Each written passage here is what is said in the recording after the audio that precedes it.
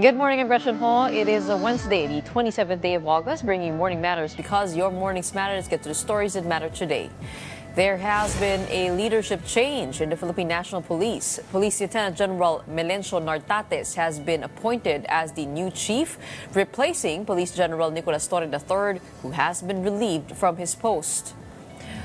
Will the DPWH engineer accused of bribery turn on his own? That's the hope of Batangas Congressman Leandro Leviste, who wants the engineer he sued to become a state witness and expose anomalies in the government's flood control projects.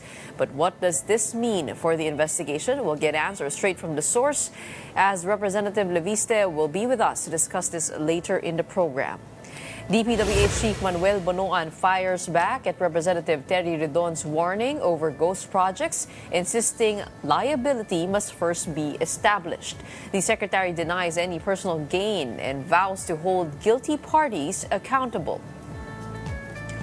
Welcome to our program, Morning Matters, where we talk about the issues you need to know for the rest of your day. Now, first on the agenda, a surprise shakeup at the Philippine National Police. Lieutenant General Jose Melencio Nartates Jr. is now the officer in charge, following the abrupt relief of PNP Chief General Nicolas Torre III. More in this report.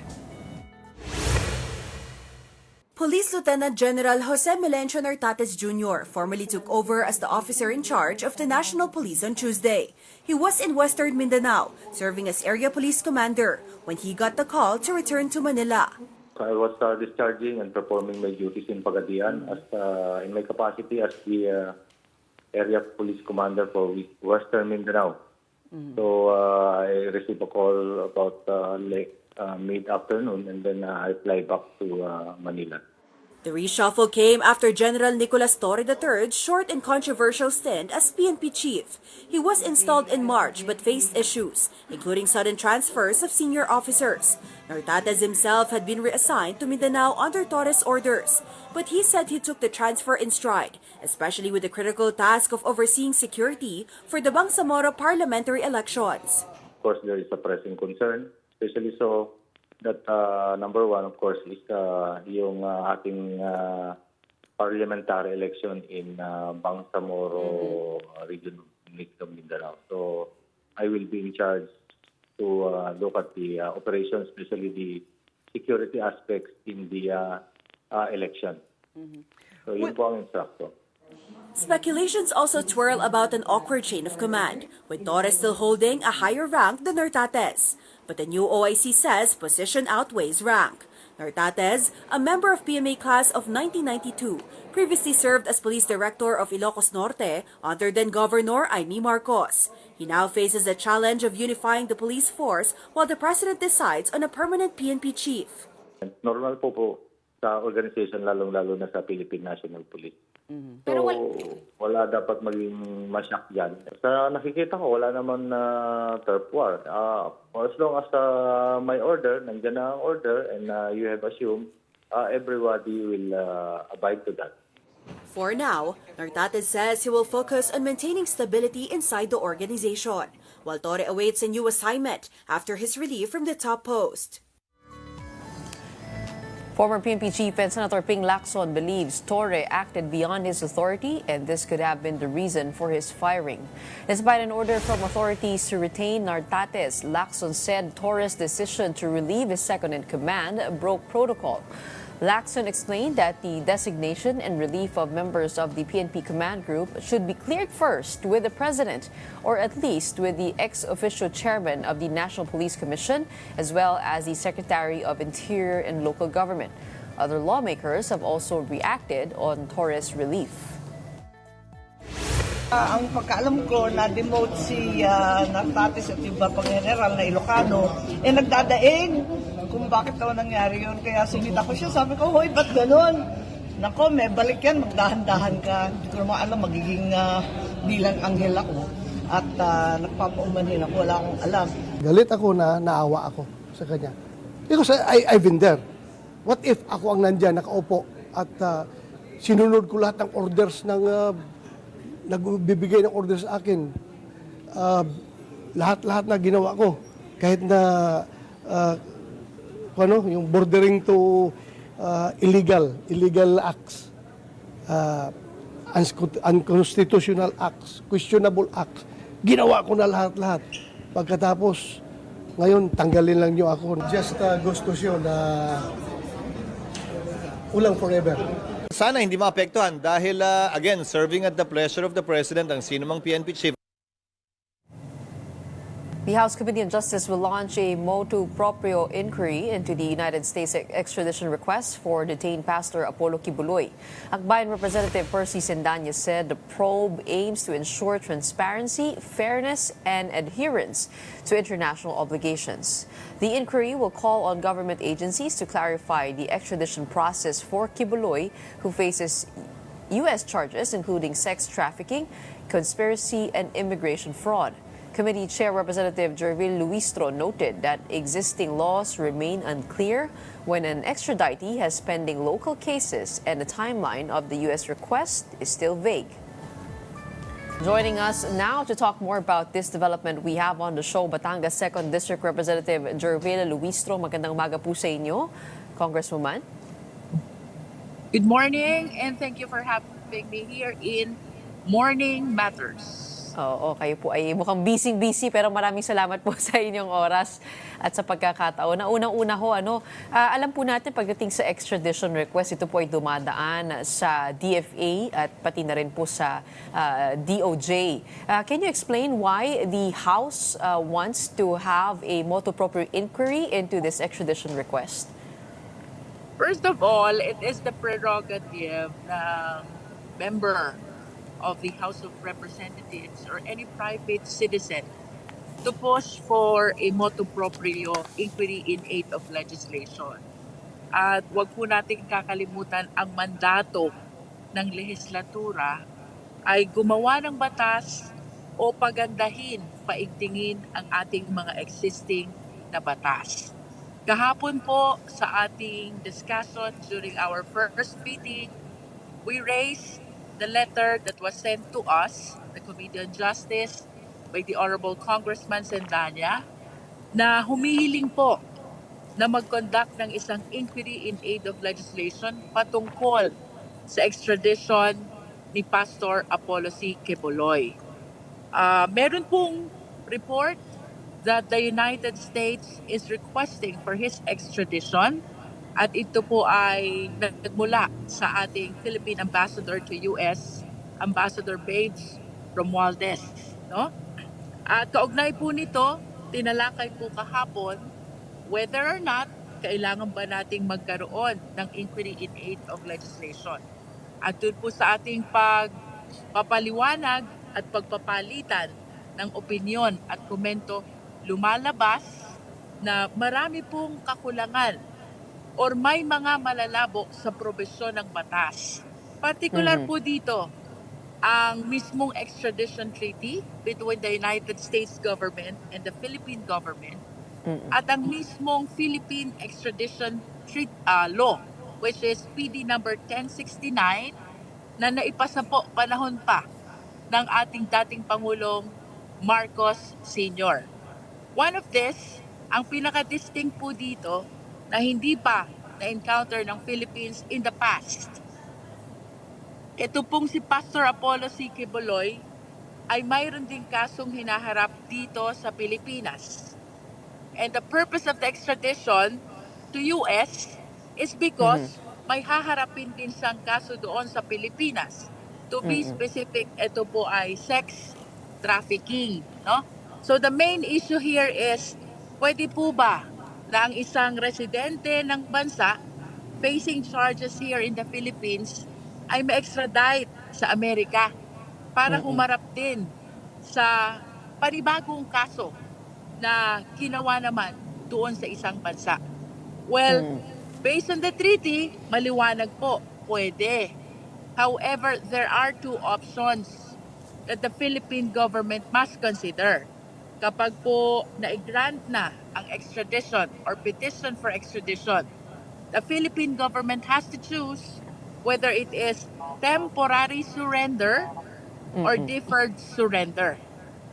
Kapag sinabi po nating temporary surrender, it means kahit mayroon pong hinaharap na kaso dito sa ating bansa, pwede po nating i-extradite siya sa Amerika upang harapin ang kanyang mga kaso doon. At pag sinabi naman po natin deferred surrender, tatapusin muna ang kaso dito sa Pilipinas and even the service of sentence bago po siya i-extradite or i-surrender sa ibang bansa. This is just one among the several ambiguities and insufficiencies na nakikita po natin doon sa mga existing laws. To be specific, the Extradition Treaty and the Philippine Extradition Law. At ito po ang dahilan kung bakit minarapat ng Committee on Justice, partikular na mga miyembro nito, na magsagawa ng motu proprio inquiry in aid of legislation. As I have said last time, ang pangyayari po tungkol kay Pastor Apollo Quiboloy is just incidental.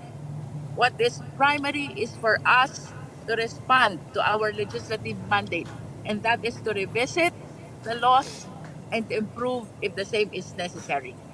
Okay, doon po sa sinasabi po ninyo na options, no, meron po tayong temporary at deferred surrender. Does the law say anything about the guidelines of what would entail one or the other? Because, for example, in the ICC case, right, our Secretary of Justice has already said that the ICC would be in the best position to hear the case on the drug war kasi dito mismo kulang tayo ng ebidensya. Is that indicated in the law or pati yun po ay kulang? There are no details with respect to how the temporary or the deferred surrender will be facilitated. Ang number one question nga po kahapon, who will exercise the authority to choose between these two options? Sino ba ang may kapangyarihang pumili kung ang atin bang isasagawa ay temporary surrender or deferred surrender? Pagaman, maliwanag po sa ating extradition treaty na ang meron pong authority na maghain ng petition for extradition ay ang Secretary of Justice through the Chief State Counsel. Kaya lang po, silent po ang batas. Pagdating po sa sino ang mag-exercise ng authority in choosing between temporary surrender or deferred surrender. So this is one of the insufficiencies or perhaps ambiguities gusto po sa sitahin ng Committee on Justice upang maging maayos at mas maging responsive ang atin dito sa bansa. Okay. I think there are two angles to this. No? One is that the diplomatic ties between the country requesting for extradition and the host country, the home country, at meron naman po sa kabilang dulo yung dispensation of justice. Ano sa tingin nyo yung tingin nyo dapat magiging pinaka-priority po rito? I mean, given the whole situation, we know that this case is very political as well, right? But on the other hand, pag titignan nyo po yung mga kaso ni Pastor Quiboloy, saan po kaya mas mabigat? He is charged here in the Philippines with qualified human trafficking and sexual abuse. But nauna po yung nasa Estados Unidos na conspiracy to engage in sex trafficking by force, fraud, coercion, sex trafficking of children, and bulk cash smuggling. Do you think, ano po ang reasonable po dito? I mean, in your opinion, na maging pamantayan? Well, in my opinion, Gretchen, parehas sila mahalaga. It is important that we try him here because that is an exercise of our sovereignty. At may mga tao ditong nabiktima or biktima ng mga kasong isinampal laban sa kanya. However, we have to consider also na meron tayong treaty obligation sa bansang United States. No? And by treaty, it means it is obligatory on our part na tuparin ang ating tungkulin sa ilalim ng ating treaty. No? I wish to add also, Gretchen, ang complainant po doon sa United States mostly ay Filipino din. And we have to consider also almost the same nature ang kanila pong kaso. That is sex trafficking, human trafficking, no? Although the way I see it, I went over the list of cases that he is facing in United States. Mukhang mas marami siyang kaso sa US kumpara dito sa atin. Kasi you mentioned already, merong fraud marriage, merong bulk cash smuggling, and other similar cases other than the human trafficking and the sex trafficking. So, pareha sila mahalaga, Gretchen, and I believe this is the reason why in the treaty, in-incorporate itong dalawang options, the temporary surrender and the deferred surrender. That is in order to give way to both countries to conclude the trial of both cases which are being faced by the same extraditee. You're correct, no, that this case and the decisions around it have a bigger effect, and it does not exist in isolation. In fact, it may set a precedence as to how the Philippine requests get received by the United States. Kung babalik na rin po natin yung equation. Sino po ang iimbitahan po natin dito sa inquiry na ito to be able to give their sides and to weigh in? Certainly, no? Kakailanganin natin sa investigation ang expertise, of course, ng Department of Foreign Affairs, ng Department of Justice, including the Office of the Legal Department headed by the Chief State Counsel. Kakailanganin din po natin dito ang Office of the Solicitor General, and perhaps the National Security Council and the Philippine National Police. Initially, ito yung nakikita kong mga agencies na kailangan nating makasama sa pag-aaral ng batas so we can improve our extradition law. Okay. Magiging malaking konsiderasyon din po kaya yung mga sentimento ng mga biktima dito na nililitis at in their protection and where they feel most comfortable having their cases heard? What we need to consider, Gretchen, no? May sentiments yung mga victims na naririto. In the same way, may sentiments din yung mga victims na nandoon sa United States. At gusto kong ulitin, most of the complainants in the United States are also Filipinos, no? Kaya kailangan nating pag-aralan ito mabuti so we can administer justice hindi lamang dito sa Pilipinas, maging sa ating mga kababayan abroad. I just wish to reiterate, Gretchen, no? Nagkataon lang na si Pastor Apollo Quiboloy ito, but what is really apparent, matanda na po yung batas, 1977, passed by President Marcos Sr. As a matter of fact, mas nauna pa to kesa sa treaty between U.S. government and the Philippine government, which was executed back in 1994. Maliwanag po kahapon sa ating pag-aaral, maraming insufficiencies, maraming ambiguities, and the Congress, through Committee on Justice of the House of Representatives, need to respond to our legislative mandate, and that is to revisit and improve the existing laws on extradition. Kayo po ba ay nagkaroon na ng kopya nitong extradition request? Wala pa po tayong nare-receive, and we wanted to verify as well kung meron na nga bang request ang US government. But as I have said, Gretchen, incidental na lang to, no? What is important, we were able to establish yesterday na maraming ambiguities, maraming insufficiencies, and there is a need to revisit and improve the same. And speaking of investigations, I want to go to something else. Of course, you are a congresswoman from Batangas, and we do know that another congressman from your province, Leandro Leviste, has voiced out on bribery and these flood control projects. Kayo po ba ay meron din na pong naranasang ganun in your district, in the 2nd District? Wala pa po tayong nararanasan ganyan, Gretchen, no? At sana po wag nating maranasan yan. Because we have to acknowledge as well na bagaman meron pong mga kawani ng pamahalaan na nasasangkot sa mga anomalies like itong mga bribery na naranasan ni Congressman Leandro Leviste, no?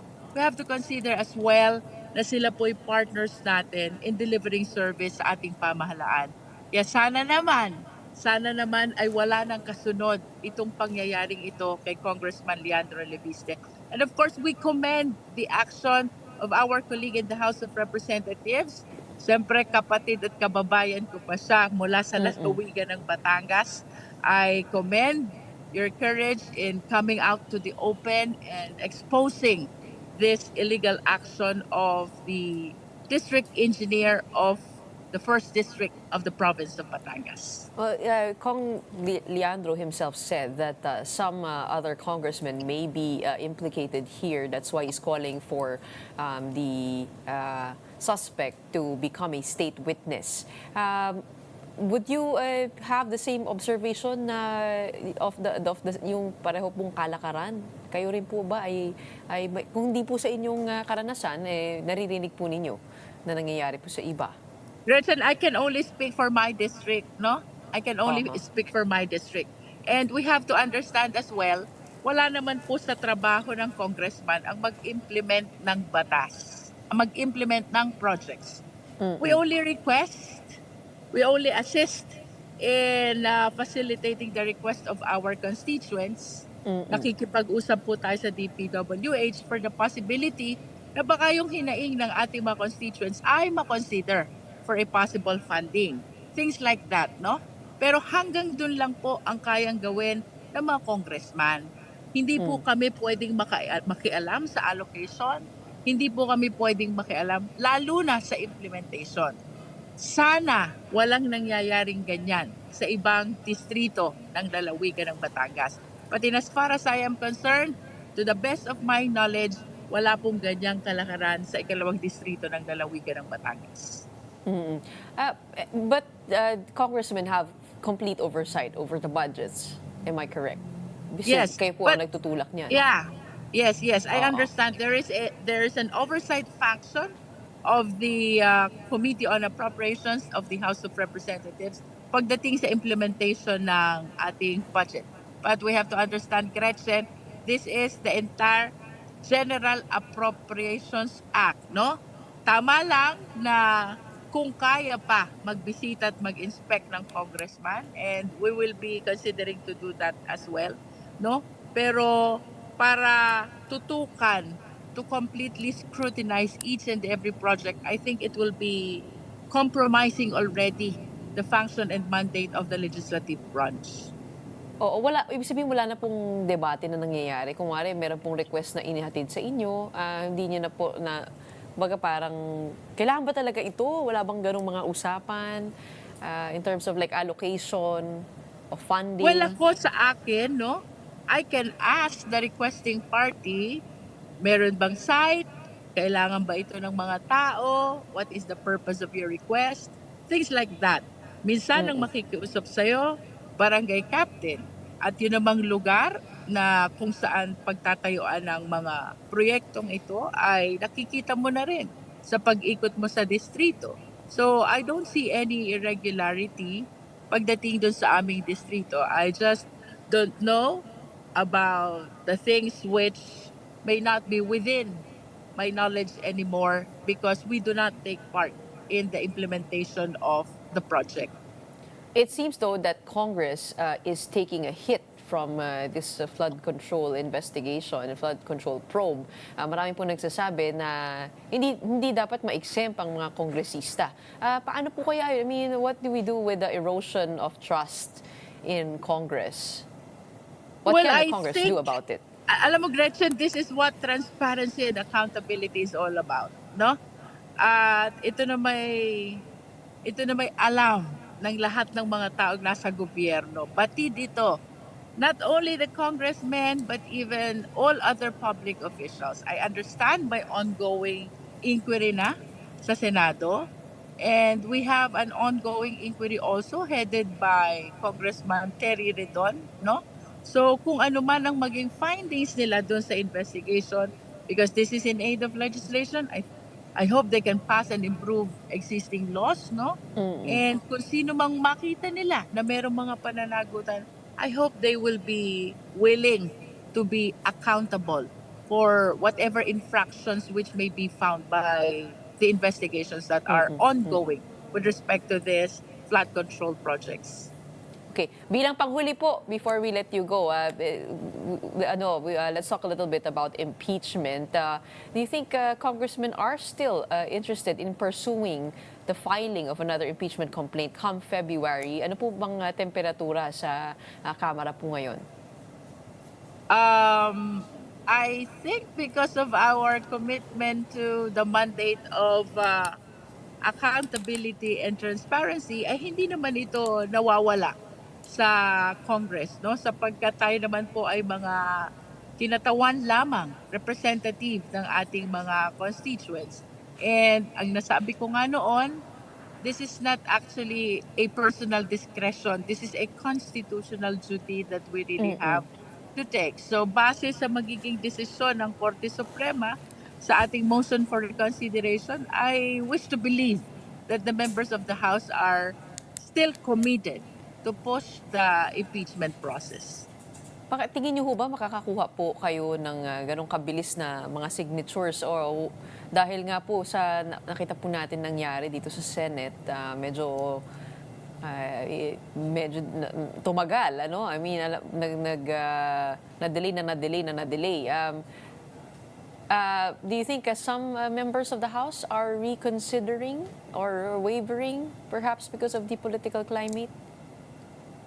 Perhaps that is possible. Some of them are reconsidering their decision, but Gretchen, 215 members of the House is a huge number, no? Most of them are still members of the 20th Congress. Mabawasan man ito, I think majority will still be standing to their decision during the filing of the first impeachment complaint. But how do you think it should be done this time to avoid the same constitutional questions? I adhere to the Constitution, no? Naniniwala ako na parehas legal ang proseso, the filing by 1/3 at least of the members of the House, which bypasses the proceeding before the Committee on Justice or the proceeding which requires a referral to the Committee on Justice. Kaya lang, ang nakikita ko lang dito, Gretchen, no? If the motion for reconsideration will be denied, there will be a need really to update the House of Representatives rules on impeachment pagdating sa second mode, which is the filing of at least 1/3. Kasi dun sa existing rules natin, which is almost or exactly the same as the provisions of the Constitution, once the impeachment case is signed and verified by 1/3 at least of the members of the House, automatic itra-transmit na ito sa Senate, no? That is the provision in the House of Representatives rules on impeachment, which is actually a duplication almost of what is provided in the Constitution. Kaya po ito ang sinunod namin by the letter kami of the Constitution, no?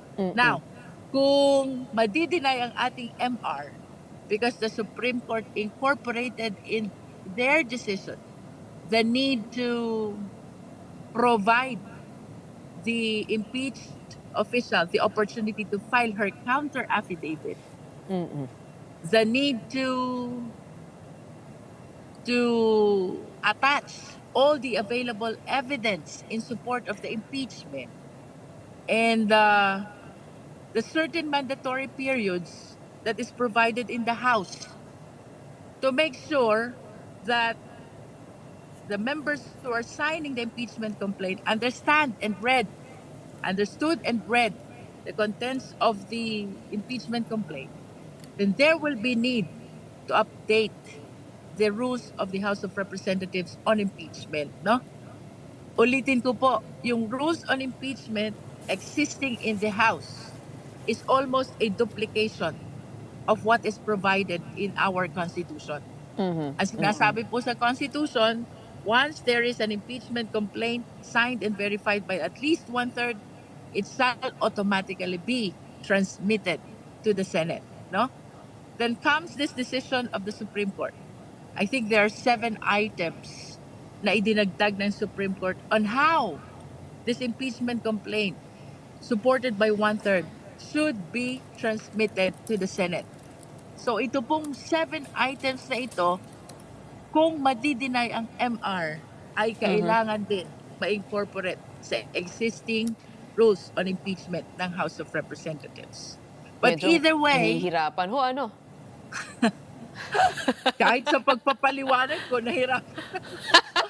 But either way, we have to consider that both modes are recognized clearly in the Philippine Constitution, no?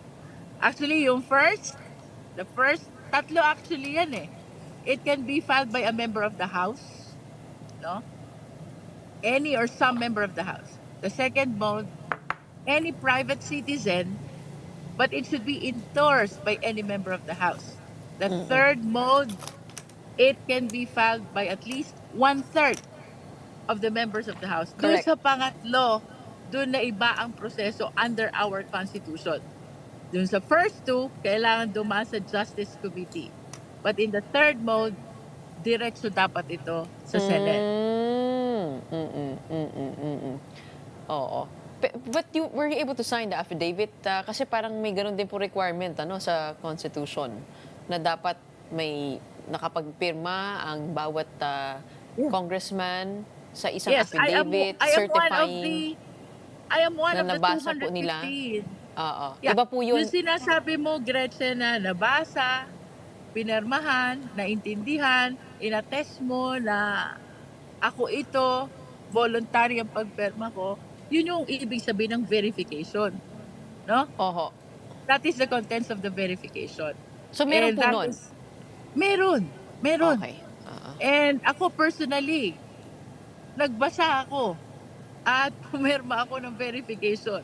Nanumpa ako sa SecGen before I signed the verification. Actually, ando doon kami lahat, I think. No? Ewan ko kung sinong wala doon. Pero as far as I know, madami ang pumirma. Nagbasa ng sabay-sabay. Of course, iba pa ito doon sa kanya-kanyang basa at aral ng ating petisyon, no? So, but at the end of the day, Gretchen, let us always acknowledge, no, that the Supreme Court is the final arbiter. So, kung ano man ang maging decision ng Supreme Court on our MR, definitely we will completely abide. Alright. Maraming salamat po sa inyong pagpapaliwanag ng mga pangyayari, the latest in Congress when it comes to, of course, this motu proprio inquiry, the flood control projects, and as well as impeachment. Thank you so much for your time today, and we'll Thank you, Gretchen. let you go magandang umaga po to start your sa day. lahat ng mga sumusubaybay ng Morning Matters. Magandang umaga po. We have Batangas 2nd District Representative Jervin Luistro joining us today on Morning Matters. And stay tuned. The show will be back right after a quick break. Keep it here on One News.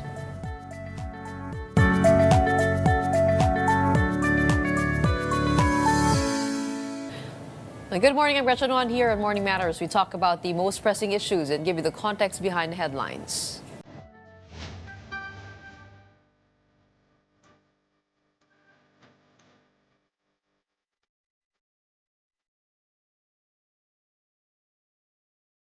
Batangas 1st District Representative Leandro Leviste hopes that the DPWH district engineer he sued for allegedly attempting to bribe him will become a state witness in the investigation of anomalous flood control projects. Here is a report. Batangas 1st District Representative Leandro Leviste has formally filed a complaint against DPWH District Engineer Abelardo Calalo, who allegedly tried to bribe him. Leviste charged Calalo with direct bribery, corruption of public officials, violation of the anti-graft law, and breach of the Code of Conduct for public officials. The district engineer was arrested after allegedly offering the lawmaker over 3 million pesos to halt the investigation into DPWH projects in their district. Nakita po ng PNP sa isang supot na may kasamang resibo ng 3 mga proyekto na nakakahalaga ng 104 million pesos, 3% of which is 3.1 M. In an interview with the Storycon, Levista said he hopes Calalo could serve as a state witness to shed light on questionable practices within DPWH and expose irregularities beyond his district. However, he noted that Calalo has yet to declare any intention to cooperate as state witness. I hope the DE can become a state witness because it's not obviously going to solve the problems of the DPWH to pick on one employee. The congressman also revealed that certain contractors, included in the list of President Bongbong Marcos with the most flood control projects, tried to bribe him as well. Among them, he said, was Alpha and Omega General Contractor and Development Corporation. Sara Diskaya, who ran against Pasig Mayor Vico Soto in the 2025 elections, was the president of Alpha and Omega. One of the phases of the Binambang River project has one of the top contractors on PBBM's list, Which one was it, Kong? Alpha Omega. Meanwhile, in a separate interview with The Big Story, Levista said that the distribution of money by the DPWH officials in his district has seemingly become a standard practice. The giving of SOP for DPWH projects is supposedly something that happens all the time, but not something that I would tolerate in my own district, and hopefully can be less common if the public is more outraged by incidents like this. And to further discuss all of these, we have Batangas 1st District Representative Leandro Leviste joining us this morning. Good morning, Congressman. Morning. Okay, you expressed hope that Engineer Calalo would serve as a state witness. What kind of information are you hoping to uncover here when you believe that he could uncover a lot of and how this whole system works? In the case of my district, he can share how the contractors were selected and what the defects might be that we can hopefully claim on the contractors. But I think bigger thing that he could uncover for national interest is the system for how DPWH projects are quote-unquote rigged. Because in our private meeting, he explained to me that as a congressman, there is the possibility that one can select a winner for a bid, the bidders will collude, and that's why there's this supposed SOP for the projects reserved for the congressman of the 1st District of Batangas, which I did not accept, but that he can hopefully shed light on, because again, he's not the one benefiting the most from this system. There are others who are benefiting from it more. You mentioned that you were offered about 3 million pesos from this district engineer. Is it 3%? I mean, is that the standard SOP for congressmen, or it could go higher?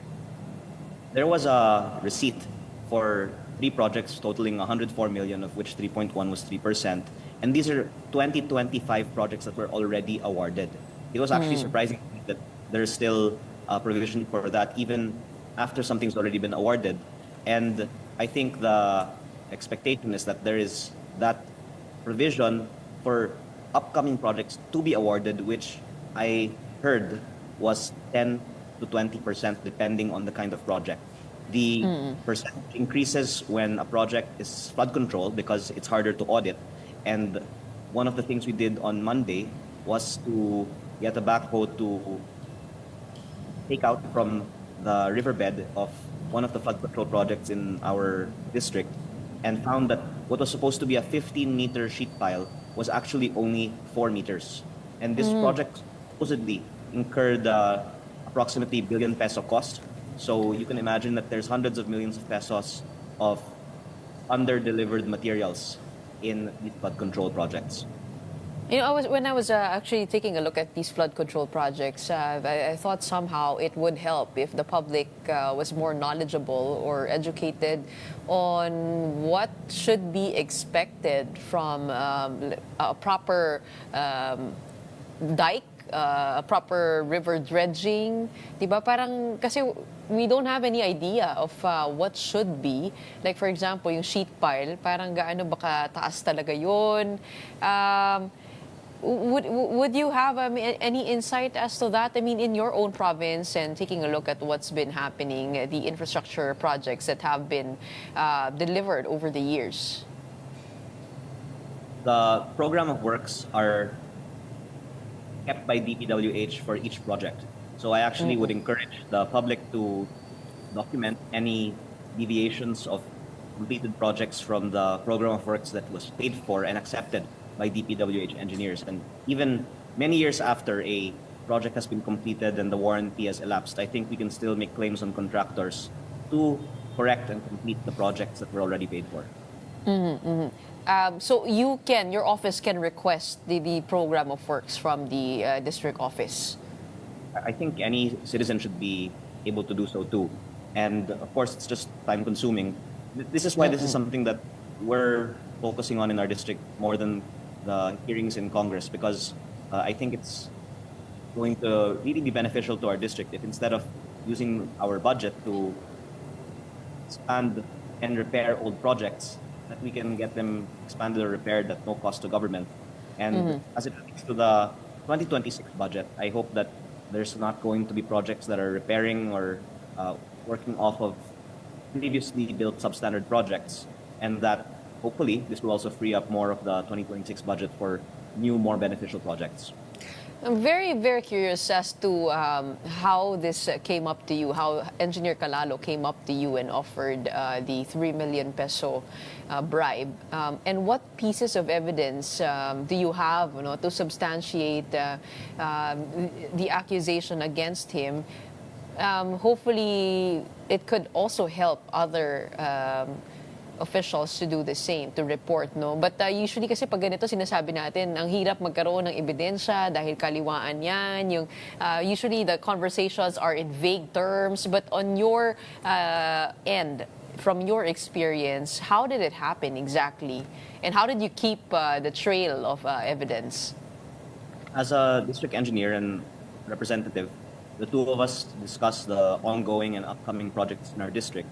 And in this particular case, he expressed that ang mga contractor ay gustong magpadala ng suporta para sa aking mga programa, referring to the scholarships that I give students in the district. And he said that, of course, I otherwise wouldn't need the money, but that this would anyway be para sa aking mga programa.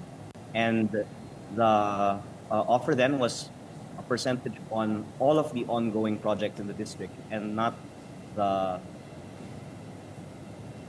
one that was reported as 3.1M. The 3.1M was 3% of 3 projects totaling 104 million, which was accompanied by a receipt of the 3 projects totaling 104 million. Can you tell us all about the photo that we showed a while ago on our screen, yung table na puro pera? Ano ibig sabihin, may dala siyang cash? Paano yung nangyari yung entrapment operation? Yes, so that's in our office in Taal, Batangas.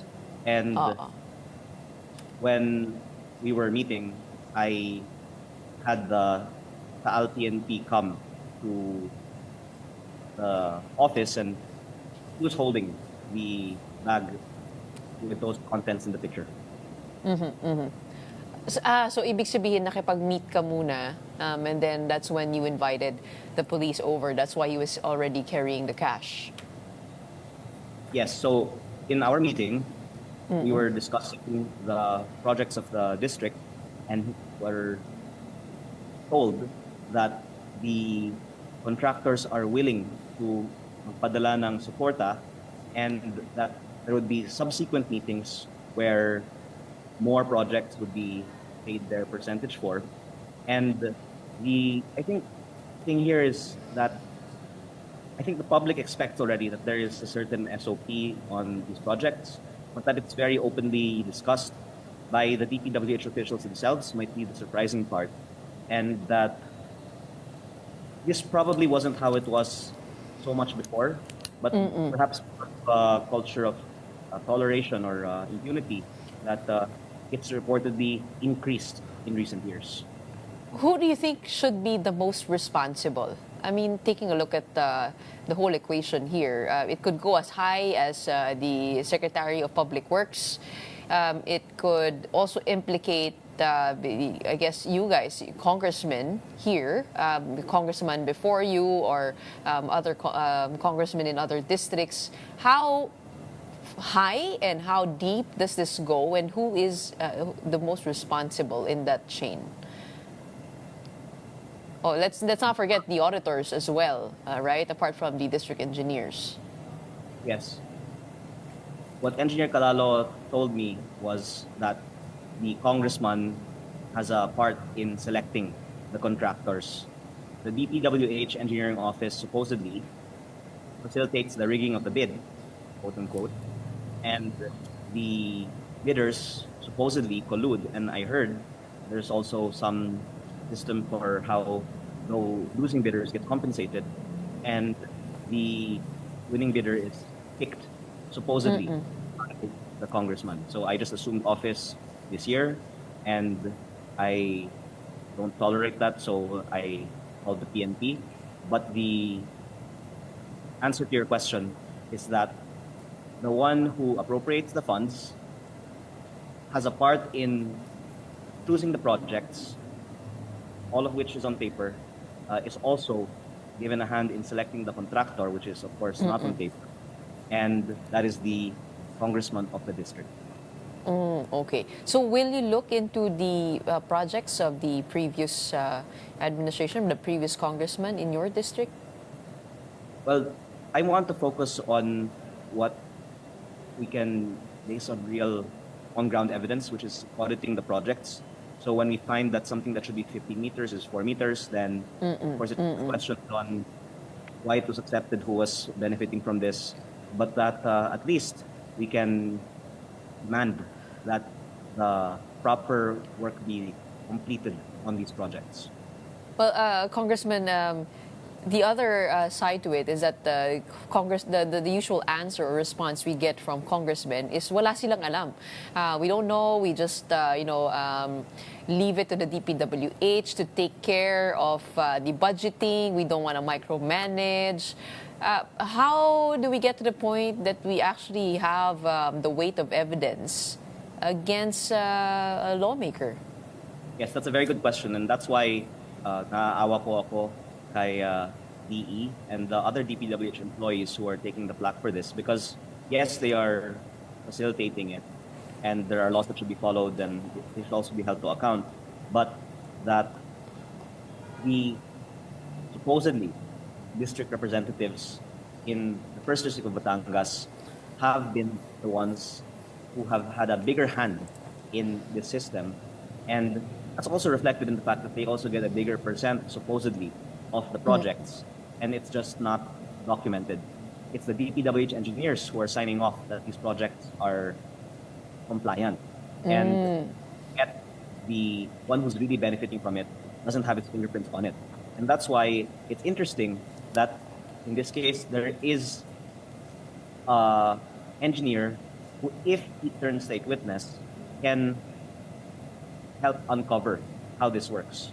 I think that if he does so, then perhaps others in DPWH can also have the courage to do so, because it's quite risky for someone, not only for their job, but also their personal security, to speak out, because of course there's possible retaliation by contractors, but also by the politicians who have benefited from this. Has he said yes to you, to your offer of being state witness? I believe that there's so much happening now that you would have to think about. And again, I sympathize for him, even if he was part of the system, because a lot more than just this happens. It just happened that hindi po tinanggap yung kanyang inalok, but there's a lot more where this is not being reported and not being caught. And hopefully, Engineer Calalo can help fix the system. I was looking at Instagram the other day, and I noticed that you have the support of fellow young lawmakers in Congress. The young guns have, posted on their social media to throw their support for you. And you talked about, I remember, you talked about joining hands to reform the DPWH. Anong klaseng reforma ang nakikita mo rito, Congressman? What do you think? I mean, what should be done to be able to strengthen our institutions, finally, to resist all of this systemic corruption? First of all, I would like to praise the administration for putting this at the top of the agenda, and PBBM SONA making this issue that can now be discussed more openly than before. And the Congress has also expressed that it wants education to be at the top and DPWH's budget a lower priority for the coming year. If that can be translated in the final budget that is proposed, where we can hopefully reduce the budget for flood control projects and reduce the cost of DPWH projects across the board for the upcoming year, that's actually the most important thing that Congress can do now.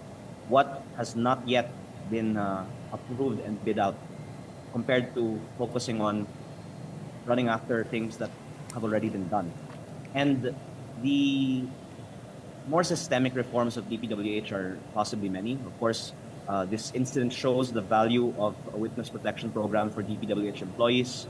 There's the possibility also of greater transparency on the bidding process. But one thing that I am experiencing in my district is the quandary that supposedly the percentage that is for the congressman is already factored in to the costs of the projects. And kung hindi daw kukunin ng congressman ito, baka may iba pang kukuha.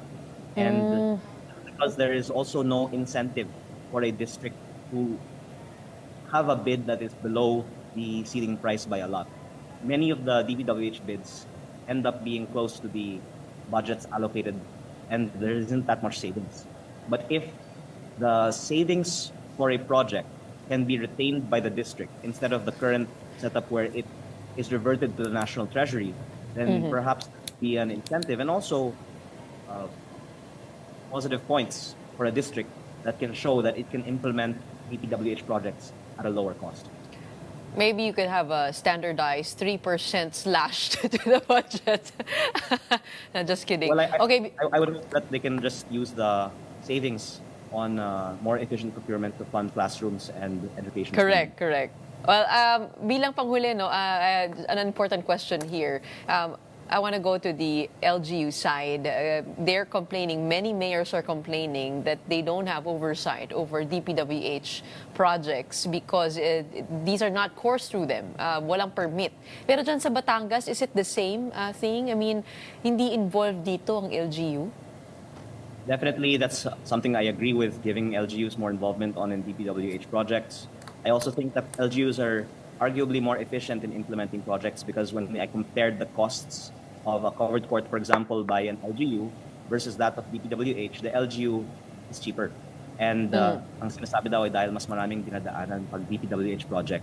But the example in my district is also that there was a particular road project that the LGU said should have been concrete, but was instead designed as asphalt.